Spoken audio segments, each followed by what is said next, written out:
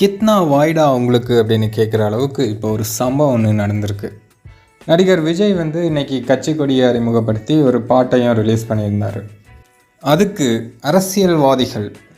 அரசியல் வியாதிகள் நிறைய பேர் வாழ்த்து சொல்லியிருக்காங்க. அதில் மற்றவங்க வாழ்த்த கூட விட்டுடலாம். சீமான் வந்து விஜய்க்கு வாழ்த்து சொல்லியிருக்காரு. சரி, சீமான் விஜய்க்கு வாழ்த்து சொன்னால் என்ன, இல்லை என்ன சொன்னால் என்ன அப்படின்னு விட்டுடலாம். இருந்தாலும் இதில் ஒரு விஷயம் அடங்கியிருக்கு. அதாவது தலைவர் ரஜினிகாந்த் அவர்கள் அரசியலுக்கு வரேன் அப்படின்னு சொன்னபோது சீமான் தான் முதல் ஆளாக எதிர்த்தது.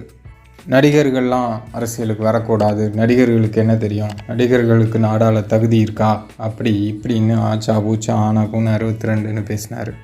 தலைவர் ரஜினிகாந்த் அவர்களை தரக்குறைவாலாம் விமர்சனம் பண்ணார்.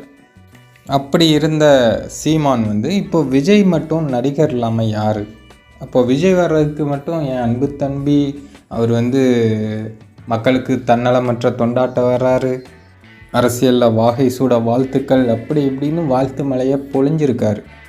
ஏன் இதை தலைவர் வரேன்னு சொன்னப்பவும் சொல்லியிருக்க வேண்டியதானே?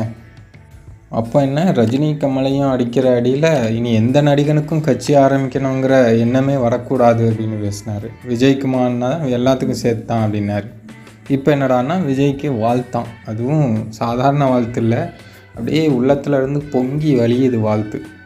ஒரு நல்லவர் அரசியலுக்கு வரேன் அப்படின்னு சொன்னபோது அவ்வளோ விமர்சனங்கள், 1008 கேள்விகள், அப்படியா நடிகரா கூத்தாடியா அப்படி இப்படின்னு பேச வேண்டியது. அதே அவங்களுக்கு ஆதரவானவர்கள், அவங்களுக்கு நெருக்கமானவர்கள் யாராவது வந்தாங்கன்னா அப்படியே டோட்டலாக சேஞ்ச் ஆகி அவங்களுக்கு வந்து வாழ்த்து மலையை பொழிகிறது. இதெல்லாம் எந்த விதமான அரசியல் அப்படின்னு நமக்கு சுத்தமாக புரியலை. சரி, அரசியல் வியாதிகள் அப்படின்னாலே அப்படி தானே, புனிதமான அரசியலை சாக்கடை மாதிரி மாற்றி வச்சுருக்காங்க. அப்புறம் நம்ம என்னத்தை சொல்ல.